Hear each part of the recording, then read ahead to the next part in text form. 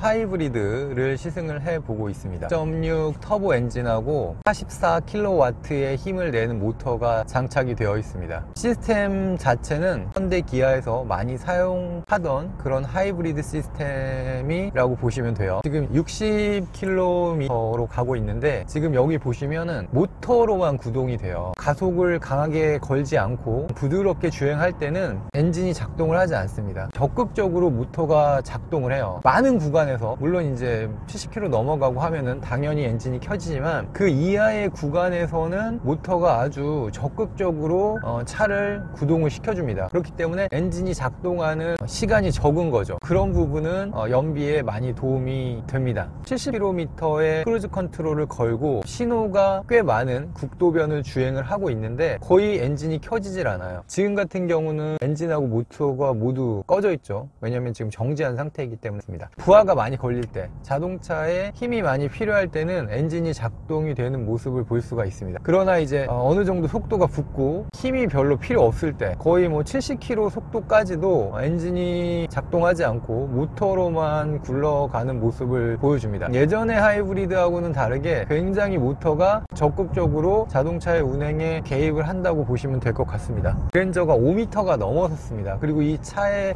공차 중량이 1700kg이 넘어요. 차 크기도 크고 무게도 조금 나가는 편이죠. 1.6 터보 엔진으로 이 무거운 차체를 움직이기에 조금 버겁지 않을까 생각하실 수도 있어요. 근데 1.6이라고는 하지만 터보 엔진입니다. 그렇기 때문에 토크가 27토크예요. 사실 2500cc 자연흡기 엔진보다 토크가 더 좋아요. 때문에 힘이 부족하다 이런 느낌은 들진 않습니다. 게다가 264Nm의 힘을 내는 모터가 장착이 되어 있습니다. 그 모터가 엔진을 서포트를 해주죠. 아무래도 모터가 많이 구동을 담당하기 때문에 모터가 돌아가는 그 회전의 느낌이 많이 나타나죠. 그 모터의 그 특성, 부드럽게 돌아가는 거죠. 가속을 이렇게 강하게 했을 때 이 초반의 가속은 꽤 잘 나가지만 실용 영역 구간을 벗어나서 110km, 뭐 120km 속도 구간을 벗어나서의 그 가속 느낌은 조금 초반에 비해서는 무뎌진다고 보는 게 맞습니다. 그래서 2.5보다는 분명히 좋은 가속 능력을 보여줍니다. 그러나 이제 3.5 가솔린에 비한다면은 후반에서 그 힘이 그렇게 충분하게 나와주진 않습니다. 지금도 이렇게 가속을 풀가속을 해보면 한 120까지는 잘 올라가거든요. 근데 그 이후로는 조금은 더디게 올라간다 라는 생각이 들어요. 변속기 같은 경우는 6단 자동 변속기가 들어가 있어요. 이제 가솔린 모델 2.5, 3.5 같은 경우는 8단 자동 변속기가 들어가 있는데 얘 같은 경우에는 아무래도 모터가 좀 구동을 도와주기 때문에 6단으로도 충분히 좋은 가속을 만들어낼 수 있다고 판단을 한 것 같아요. 물론 변속기가 다단화되면은 힘을 더 촘촘하게 나눠 쓸 수 있기 때문에 뭐 좋은 거는 사실입니다. 그러나 이게 6단 변속기라고 해서 부족하다 이런 느낌은 전혀 들지 않고요. 하이브리드 모터와 함께 충분히 괜찮은 가속을 보여줍니다. 엔진은 180마력 1.6 터보 엔진이고요. 그리고 44kW의 모터가 들어가 있어요. 모터가 서포트를 해주기 때문에 실용 영역 구간 0km에서 110km 구간에서의 출력은 꽤 괜찮은 수준이라고 말씀을 드리고 싶어요. 이렇게 밟았을 때 고개가 뒤로 이렇게 약간 젖혀지는 정도의 가속의 힘이 나옵니다. 출력적인 부분에서 전혀 부족하지 않은 수준이고, 이 K8 준대형 세단을 끌기에는 충분한 정도의 힘이라고 말씀을 드릴게요. 예전에 하이브리드 모델을 타보면 동력이 변환되는 과정에서 조금 이질적인 느낌이 들 때가 있었거든요. 근데 이거는 지금까지는 제가 시승하면서 전혀 그런 걸 못 느꼈어요. 모터가 엔진으로 변화된다, 엔진이 모터로 변환된다, 이거를 느끼기가 되게 어려워요. 그래서 가속을 할 때도 감속을 할 때도 그 모터가 개입해서 이질적인 느낌을 준다?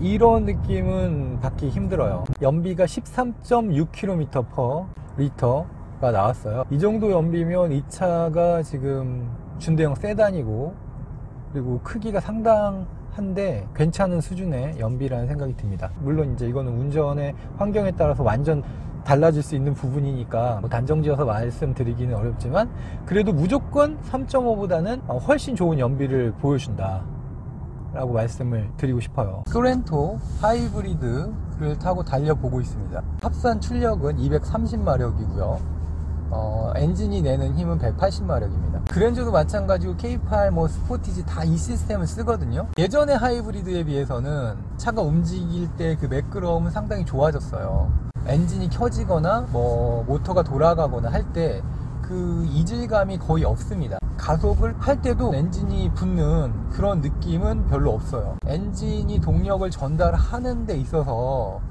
매끄러운 느낌은 상당히 좋아졌다라는 생각이 듭니다. 예전에 제가 소나타 하이브리드 초창기에 나왔을 때 시승을 해보고 굉장히 실망을 많이 했었거든요. 아, 이건 탈 게 못 된다 라고 생각을 했는데 그런 거에 비하면 지금의 하이브리드 시스템은 완성도 측면에서 상당히 높아진 모습을 보여줍니다. 주행에서의 느낌 자체는 그래서 굉장히 부드러우면서도 편하게 세팅을 잘했다는 생각이 들어요. 풀 가속을 하게 되면은 폭발적이진 않지만 그래도 이 차를 끌기에 부족한 정도의 힘은 아니에요. 이 승용 같은 경우에는 차체 무게가 좀 가볍기 때문에 조금 더 힘있게 나가주는데 얘는 차도 높고 아무래도 무게가 좀 더 나가다 보니까 K8이나 그랜저처럼 경쾌한 면모는 없지만 적당히 치고 나가는데 충분한 힘을 주는 그런 엔진이라고 보시면 될 것 같아요. 지금 오르막인데 이렇게 밟았을 때의 느낌은 호쾌하다 이 정도는 아니지만 그래도 차가 크고 무게가 있는데 잘 밀어준다 이런 느낌이에요. 그래서 파워풀하게 나간다 이건 아니지만 그래도 이 정도 중형 사이즈의 SUV를 밀어주기에는 충분한 힘이라는 생각이 듭니다. 지금 쭉 뻗은 도로에서 풀가속을 해보면 한 120km 정도 속도까지는 그래도 무난하게 꽤 잘 치고 올라간다 라는 생각이 드는 수준의 힘을 보여줍니다.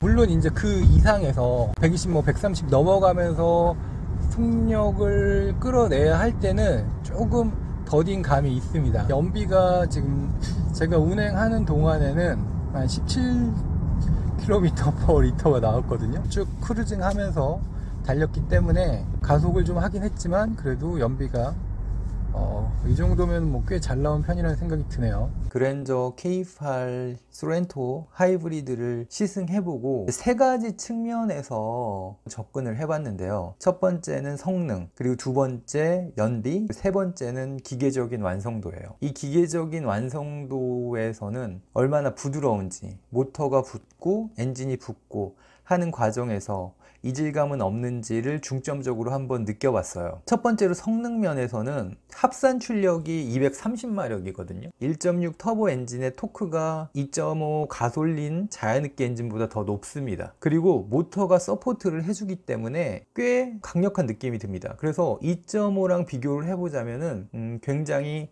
큰 차이가 난다고 말씀을 드릴 수가 있어요. 출력적인 부분에서는 부족하다고 느껴지지 않습니다. 특히 0km에서 한 110km까지 우리가 일상적으로 타는 구간이죠. 법적으로 0km에서 110km까지를 이 대한민국에서는 달릴 수 있기 때문에 그 구간에서만 운행한다고 가정을 해보면 전혀 부족하지 않은 출력이에요.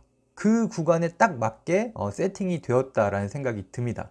전화 속도가 110km, 120km 고속으로 가면 갈수록 그 한계가 분명하게 드러납니다. 왜냐하면 엔진 자체도 큰 엔진이 아니지만 모터 자체도 전기차에 들어가는 강력한 모터랑은 차이가 있기 때문에 이 고속 영역에서는 한계가 나타나는 모습을 볼 수가 있습니다. 두 번째가 연비인데요. 연비는 제가 생각했던 것보다 더 좋았어요. 시승 환경에서 좀 강하게 가속을 하고 감속을 하고 그런 주행 조건이었었는데도 13km/L 이하로 떨어지는 것을 볼 수가 없었거든요. 최대한 가속을 하고 했을 때가 13km 정도였고, 그냥 스무스하게 운행했을 때는 뭐 16, 17km/L까지도 연비가 나왔으니까, 사실 이 정도 연비라고 하면은 차 크기나 무게를 생각해 봤을 때 좋은 연비라는 생각이 듭니다. 끝으로 기계적인 완성도인데요. 시스템의 완성도 측면에서 처음에 문제가 조금 있었습니다. 엔진 오일 증가 이슈가 있었죠. 근데 이제 그거는 현대 기아에서 처리를 다 했다고 하니까 좀 기다려보는 수밖에 없을 것 같아요. 올 겨울이 지나갈 때까지 기다려보고, 그래도 이제 문제가 나타나지 않는다면은 완전히 이제 해결이 된 거겠죠. 근데 이제 그 문제는 우리가 지금 알 수 없는 부분이니까 그 문제를 논외로 하고, 시스템이 결합했다, 떨어졌다 하는 이 느낌을 한번 말씀을 드려볼게요. 일단 초반에 가속할 때는 당연히 모터로 돌아갑니다. 그리고 조금 속도가 붙게 되면 엔진이 결합을 해서 힘을 더해주게 되는데, 사실 예전의 하이브리드들이 이 결합 과정에서 약간 이질적인 느낌이 드는 차종들이 조금 있었어요. 근데 지금의 하이브리드, 지금 시승한 그랜저, K8, 소렌토 하이브리드 같은 경우에는 그런 이질적인 느낌이 개인적으로는 느껴지지 않았습니다. 그래서 상당히 부드러웠고, 주행하면서 지금 엔진이 붙었다 떨어졌다 이것을 느끼기란 좀 어려웠어요. 물론 모터가 굴러가는 회전의 느낌, 이런 걸로 좀 짐작을 할 수는 있었지만 체감적으로 엔진이 붙었구나 느끼기는 어려웠습니다. 이 차가 지금 굉장히 인기가 있습니다. 하이브리드 모델들, 그랜저, K8, 소렌토 하이브리드 모두 대기 기간도 길고 찾는 사람도 많다고 해요. 코로나 시국에는 P까지 붙어서 판매가 되었었죠. 4천만 원짜리 차가 뭐 1, 200 더 얹어가지고 중고차 시장에서 팔리는 경우도 있었다고 해요. 그 정도 인기면 뭐 엄청난 거죠. 자동차라는 게 감가폭이 큰 상품인데, 이게 대중차고 스페셜한 차량이 아님에도 P가 붙었다는 거에서 저는 개인적으로 되게 놀랐습니다. 그만큼 시장에서는 인기가 있었다는 거겠죠. 그래서 이거를 1년 이상을 기다리면서 구매를 할 가치가 있는가 한번 저도 생각을 해봤는데, 차 자체는 굉장히 좋았어요. 언급드린 여러 가지 측면에서 완성도도 높다고 느꼈는데, 이게 한계가 분명히 있습니다. 물론 0km에서 나는 110km까지만 뭐 부드럽게 주행할 거야 하면은 그런 분들한테는 거의 100점짜리 차라는 생각이 들어요. 그런데 나는 고속 주행이 많다, 뭐 도심보다는 시외로 나가야 된다, 이런 분들한테는 조금